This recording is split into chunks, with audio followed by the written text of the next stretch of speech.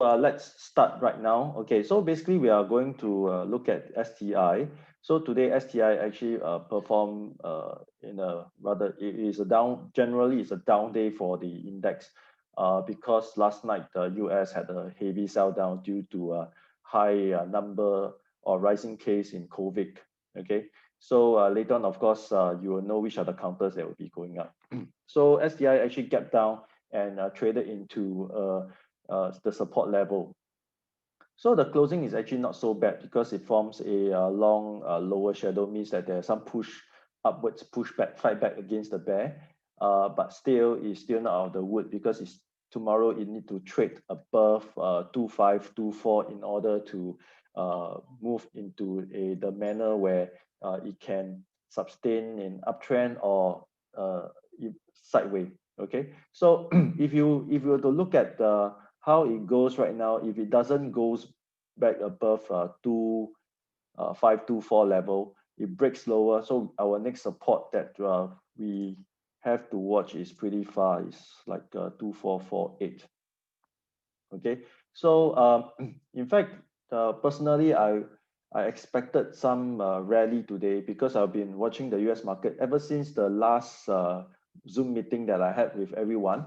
Right, the market starts to sell down and it hasn't really recovered. So if you follow the US market closely, the opening tends to be strong. So there are some upward but pushing up upwards, and then the towards 11 p.m. the selling start to comes in, and then the US indices start to go into red and then it goes into downtrend. So it suggests that the market is pretty volatile right now. So you can see from our local market as well, we haven't been able to rebound strongly. In fact, every rebound is met with selling so far. So so for this time being, if you are looking at any stocks which is you think that is value in price, I would say that you scale in slowly, buying some smaller size than you would like to have. Okay, so this is what I can do to mitigate risk. Okay, so to conclude STI, let's see how it goes tomorrow. So if we were to trade to this range over here, then we will have lower highs, lower low, right, all the way down, and it's going to be a downtrend. Okay, and if this index were to trade back to this spot where it is around 2524, like I mentioned earlier, right, there's a chance for it to come back to test this resistance where it can move into sideways. Of course, it must test this. If not, if it doesn't test this resistance over here, but come to here. Okay, so if you were to connect the lines over here, so you are looking at, in fact, a downward movement or a downward trend. So this is not good for people who have long stocks. But of course, if you're starting to look at stocks to short, that might be tough at times as well. Because I remember for the months of October, late September, early October, I did highlight a few stocks for shorting, but it didn't really go down that much and then start to rebound due to market optimism of the stimulus package, vaccine, etc., etc. So we shall see what's going to happen. Now let's start off with stocks that actually move. One of the stocks that I highlighted in 22nd or on the 22nd of October, Sembcorp Industry. So for those who have Sembcorp Industry, right, congratulations, because Sembcorp has actually, after hitting the second entry price at 1.45, has gone up to the target price and beyond. It actually closed quite nicely at 1.54. Volume is pretty strong. So the next round, we are going to look for this kind of pullback. Okay, if this kind of pullback were to happen, then we can look for another entry. So for the time being, for those who are holding this counter, you can enjoy the upside. There's no reason for you to sell as yet, right? Unless you meet with this counter, which is none of the sector that I'm going to discuss. So I'm going to discuss this counter first, ISDN. Okay, so if you were to remember, or you actually got my daily emails, right? This is where I highlighted that the ISDN has a possible entry if we were to break out successfully above this 41.5 cents resistance over here. Okay, the entry price was 42 cents. Okay, now during the intraday, it had a very strong breakout, and then it even went to as high as 435. Right, the volume is pretty strong. It's very encouraging, but towards the end of the day, it floated, and then it has gone back down to 42 cents, which is just right above the reason. But this period of times of trading, due to high volatility, whenever you see this kind of long upper shadow, it actually tells you selling pressure and uncertainty. So combined with a long black candle the next day is actually a adding salt to the injury. So basically, this is a sign that the stocks have to pull back. So indeed, it pulled back, but nevertheless, it is not dead yet, because the good thing is it doesn't test this low.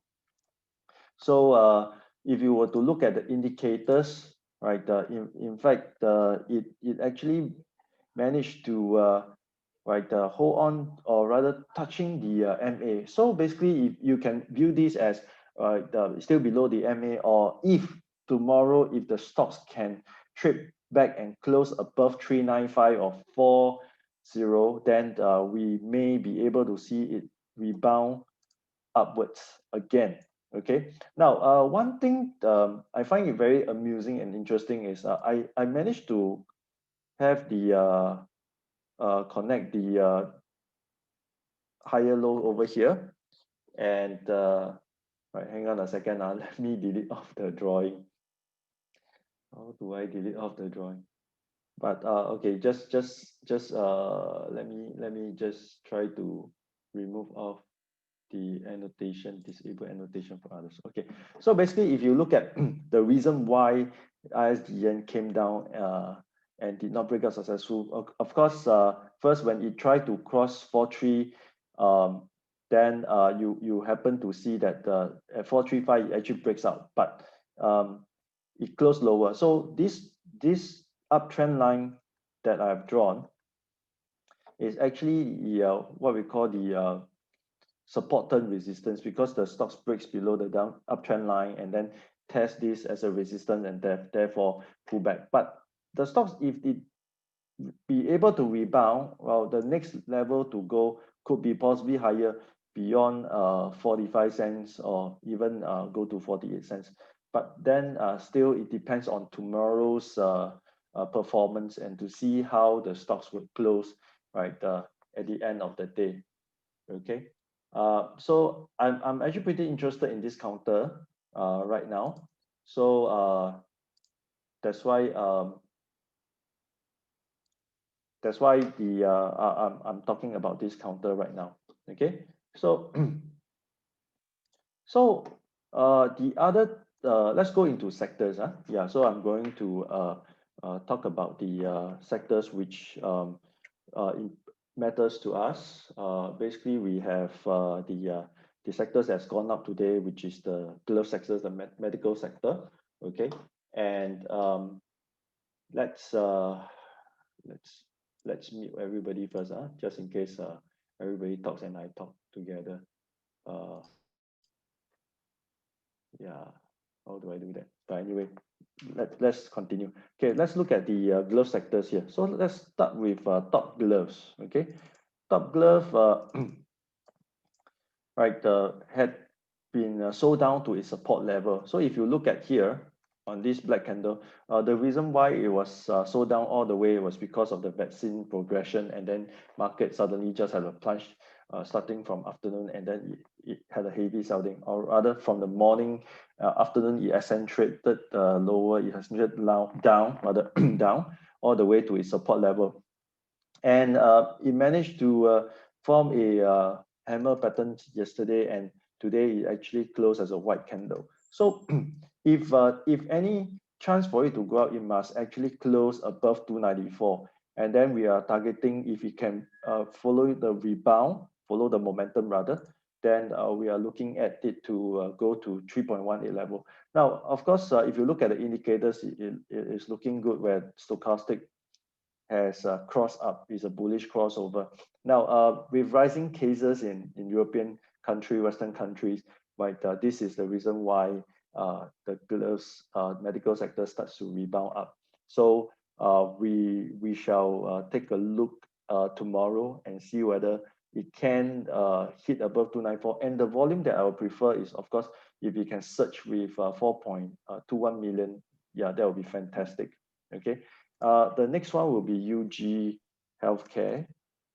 Now, for those who were not following, UG Healthcare actually had the so-called share split, and the code has changed as well. Now it's K7, and what you would look at today is you are looking at a small white candle, but actually not, the closing is not really as expected. Actually, if you have closed 435 or 4, or rather 935 or 94, it will be better.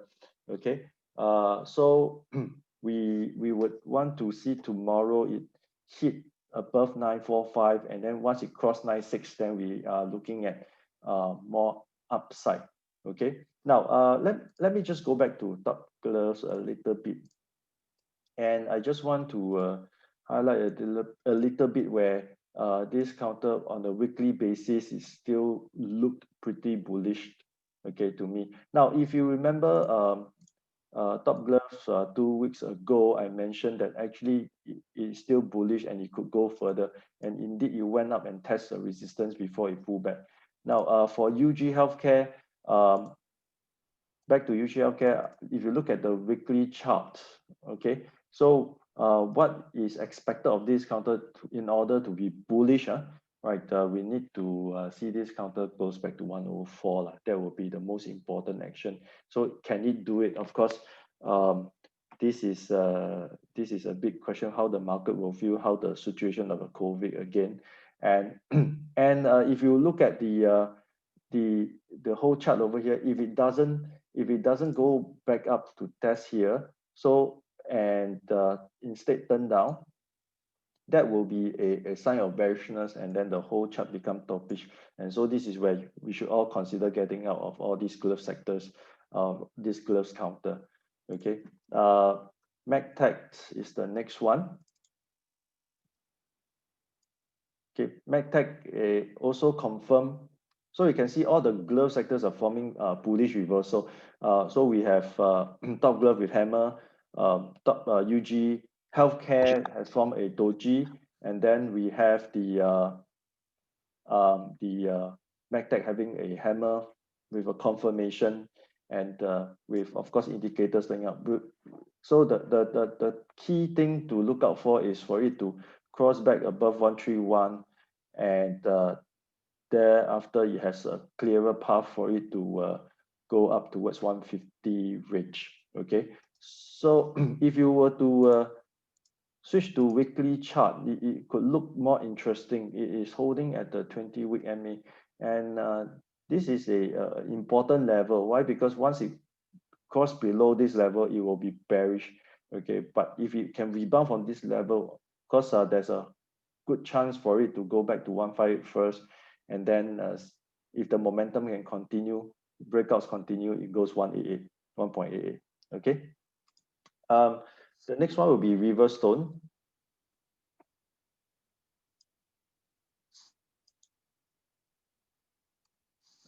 I must say, Riverstone, the chart is kind of like unique. It doesn't really,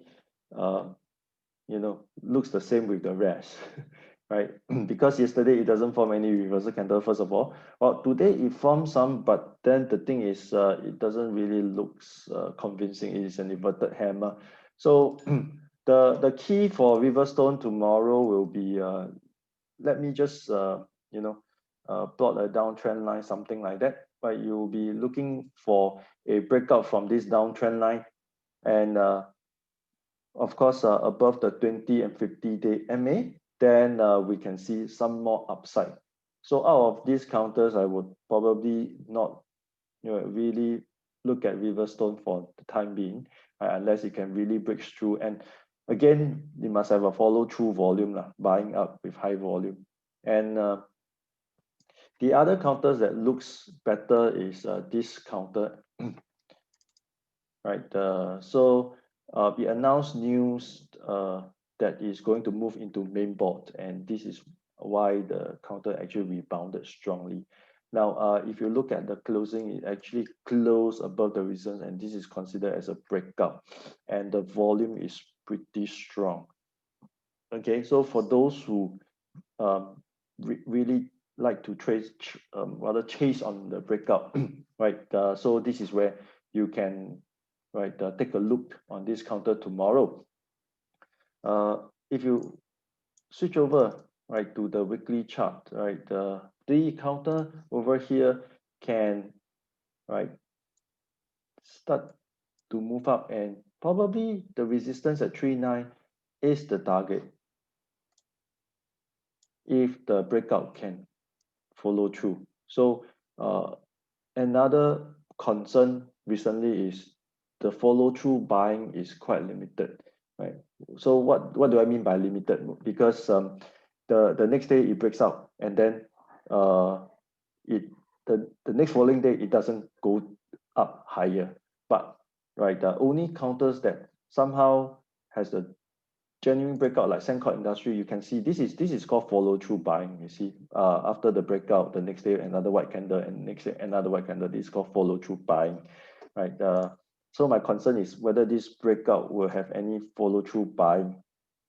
Okay, so this is very important to look at stocks that, you know, when there's a good news, and then there is a very strong reason for it to go up. So I think this counter probably have the chance to go up. So we'll see how tomorrow.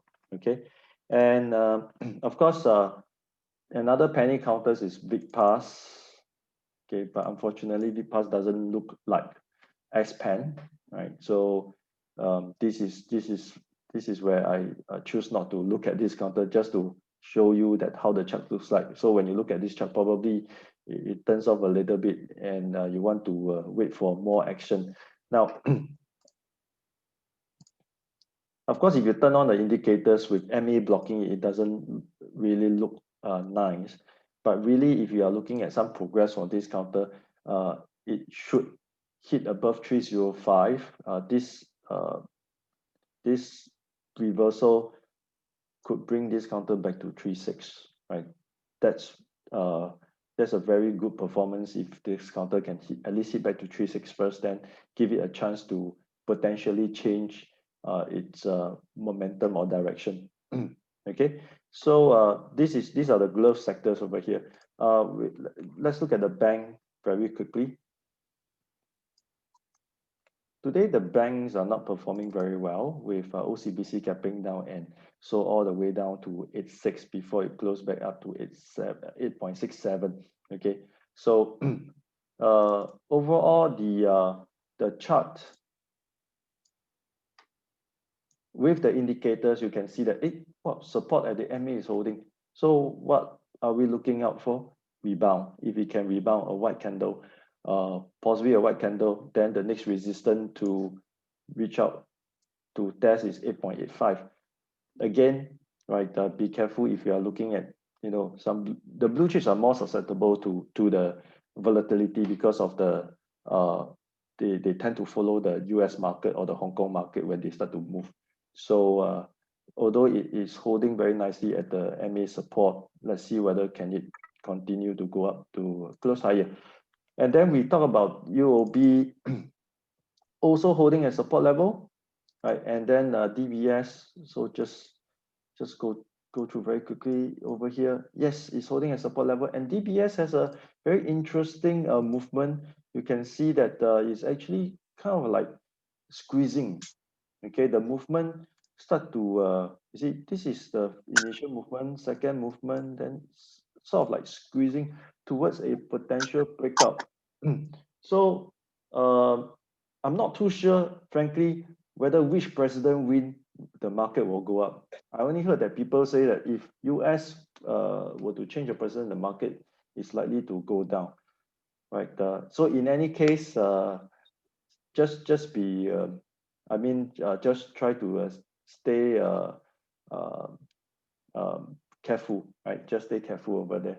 So so you can see that all the banks are holding at the support level. So it depends on how the US perform tonight, first thing. Second is whether the rebound can retest resistance. If it can retest resistance, we can see that the banks has a high chance to move higher. Of course, our banks have a very strong fundamentals. Their uh, earnings, their EPS, earnings per share has been going up. This is what I have mentioned earlier in my previous Zoom meeting. We have done fundamental studies on the banks. They're very strong in terms of meeting all the criteria by the international standard. Okay, and of course, if any rebound were to take place, the banks will be leading. So this is where we can, take opportunity and to take opportunity into bank when especially it hits support level. And then if it doesn't rebound from support level, don't worry, just continue to be vested. Okay. Next, let's look at the property counters. Now, ever since City Development halted and then announced the the bad news where one of the directors resigned, and then this actually seen as a bad news by the the market rather, it got so all the way down. Okay, and of course it's not alone. It dragged down CapitaLand together with it, etc. So if you look at how the stocks move, right? The next support level to watch is actually at 6.58, and then even lower with 6, right? CapitaLand is also on the way down. In fact, most of the property related counters are moving down, right? CapitaLand is moving down to 2.66 support level, holding there. That's major support level.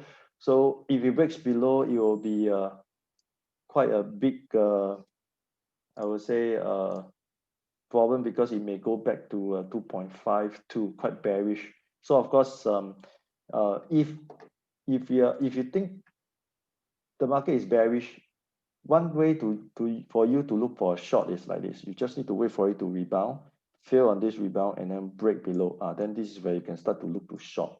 Okay, short all the way down to 2.52. Okay, if you short is like you long, you got to have volume as well. So you got to have a high volume at this point of time. So this is one thing that you can look out for if you are shorting. But then of course, if it doesn't do this, then you can flip over to look for the long side. Okay, the long side is pretty straightforward. I just need a rebound, and then all the way up to here, continue is sideways, right, pull back, sideways, all the way back to its resistance. Okay, so we are looking at potential sideways to continue if you can rebound successfully. Like I say, somehow the properties related counter other than Bukit Sembawang, which had been upgraded by these analysts, okay, that they had a strong rally up. But do watch out. Again, you see signs of selling already for those who, looking at Bukit Sembawang. Really, this stocks is quite thinly traded, so I didn't really look at this counter. Then if you look at the REITs, in fact, Ascendas REIT, Mapletree Industrial, right, Capital Mall, right, all these REITs has been selling down as well. Okay, so probably is the sentiment, right, the overall sentiment of the market. That's why all these REITs has been selling down. But the good thing here is I'm going to jump over to Mapletree Industrial, and the interesting thing is it on the daily chart is holding on the 100-day MA, right? On the weekly chart is sitting on the 20-week MA. So it is very important for it to rebound. Okay, and if it doesn't rebound over here, this could be a bearish sign for this counter. And of course, for those who are interested, this counter can wait for lower price to grab hold of this counter for long-term growth, because this counter, like I say, deal with data center. And the next level for you to grab probably at 2.78 for this counter if it breaks below $3. Okay, so for the time being, let's look at how it performs over here. Okay, Ascenders REIT is also another disappointing REIT. Strong, right? But having a heavy sell down over here, continuous selling, right, for the past few days. Today's managed to rebound, but the closing is not really that fantastic. No doubt, indicators are showing a bullish reversal. Okay, showing a bullish reversal sign, and we are looking for a, in fact, a more convincing rebound. Now, if you look at the weekly chart, it's sitting at the 50-day MA, right? Or rather 50-week MA, and this is what we look forward to, is a a convincing higher closing, then you can see rebound, right? I don't really know what exactly caused the selling, but the updates that they provided yesterday shows that they are still doing quite okay, right? Not as impacted by COVID as the other REITs. Okay. Now, the Keppel DC REITs, right, is another interesting counter. You look at this. Nowadays, it's very it's very so-called, similar confluence with all these signs where you start to see long upper shadow. The next thing is the counter start to go down, and the next thing is, right, it does support, and then let's see whether it can rebound from this support. This is very important. It has been added to the index. Like I mentioned 2 weeks ago, this counter is sexy. Why? Because it is doing data center, and SGX also saw that. That's why it added this into STI index. Right, and it actually tried to break out but wasn't successful. Now it's back to support. For those who are looking for long-term counters, this could be one of them. Okay. The important thing to look out for is for it to hold at this, right, the confluence of MA support, where 20 and 50 are sticking together. So this is a very strong support, so it must rebound from there. So let's see whether it can rebound from this MA support level. Okay. So the next is, of course, if you look at some good REITs that I'm recommending. So those REITs that have gone through, the REITs are pretty good in terms of the FA. Okay, and the next one is Fraser MI. The results are coming. Again, sell down all the way to 100-day MA. And if you look at the weekly chart, it's at the 20-week. And actually now probably is a time for you to get hold of some of the REITs at the cheap, so that when they start to recover, their yield start to recover, the distribution per unit start to recover. This is where you can start to enjoy dividend. Okay, so basically, right, I mean, it looks well at this 20-week MA. So the next is to rebound to close above 1.36. Then we can see more upside. Okay, now let's look at the next sector. Very quickly, we are going to talk about the tech. Okay, so the tech leader is AEM for now. Okay, but unfortunately, AEM is still facing selling pressure, and the support for AEM right now is actually 3.40, around 3.40, 3.41. And next week, on the 4th of November, is going to announce its business quarterly update. Okay, so as previously they announced the guidance on its earning, it's likely next week is going to be good. So let's see whether it can help the counter to rebound higher. Okay. The next is UMS holding at the 100-day MA support. The counter really, I'm looking at a breakout and a rebound. So if you look at this downtrend line, it really tells you that this counter has to break above. Probably now it's at $1, cross back above $1 with tremendous volume in order to go up higher. So tremendous volume, like probably about 5 million. So if you can hold at this MA support level. So if you look at the weekly chart, it is sitting at the 20-week MA again. Okay, now let's look at AEM again. Sorry, let's look at its weekly chart, right? But unfortunately, AEM is right below the 20-week MA. So it is very important for you to rebound, else it's going to be bearish. For those who are holding AEM, unfortunately, this counter hasn't been doing well. So the support has gone below 20-week MA support, and then right 3.27 is the last line of defense for it. Okay, then followed by Franken.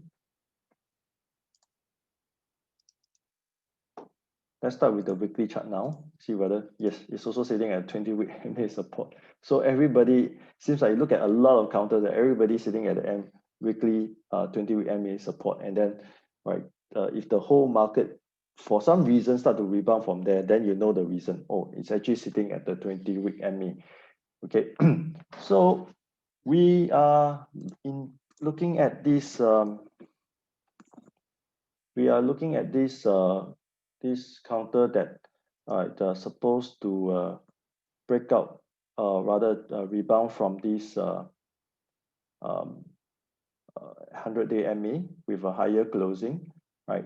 So this counter Franken, again, if I were to connect a downtrend line over here, right? This is where it's very important for you to go back above 995. Okay, now the next counter that I want to share is actually a new counter. It's actually going for IPO. Tomorrow is the last day of application. It's called NanoFilm. I checked through the fundamentals because we don't have TA. Check through the fundamentals, the results, the past 3 years result, etc. So basically the result is good. The revenue has been growing over the years, cash on hand growing, EPS has been growing. So I did some fundamental projection over here. So this is where you can see that this is NanoFilm, right? The average growth for the past 3 years is 10%. And now I'm expecting this year to close, to announce at least 0.061 EPS, which is going to be another 10% growth compared to the last year. Now, if this year it really achieved to this level, right, we are going to see that at the first day of trading, we probably see higher upside, right? The first projected target is at 2.85, right? So if the market thinks that it's going to go for even higher growth, right, in 2020, it could be more than 0.061. So if it's more than 10%, 20% instead, right, the projected price will be 3.11, right? And then 30% will be 3.37, 40% it is going to be 3.63. So unfortunately is that this is also another hotly participated, right, counter. So the public tranche is actually very low. So tomorrow 12 p.m. noon time, right, that is the last time for you deadline for you to apply for this IPO. So if you're interested, you can actually try your luck and see whether you can get 1,000 or 2,000 share, right? And then even if you had open up higher at 2.85 or even $3, right? You can profit at least a few $100s.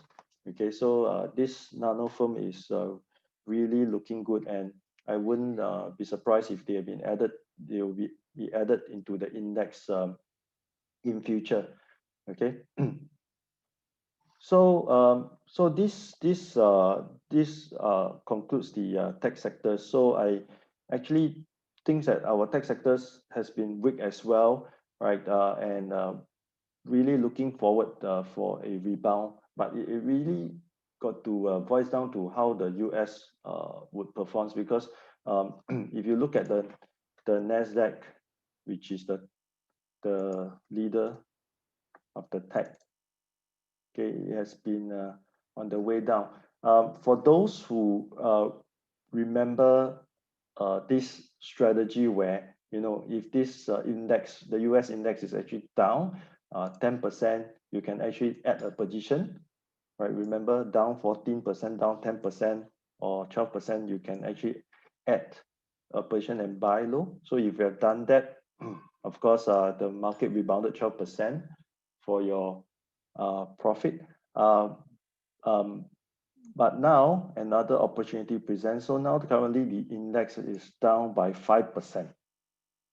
Okay, so if this index were to continue to go down to maybe 13%, right, then you can start to add. And next week there might be more volatility. If it really crashed the market, well, it's time for you to grab some indices ETF like the SPY.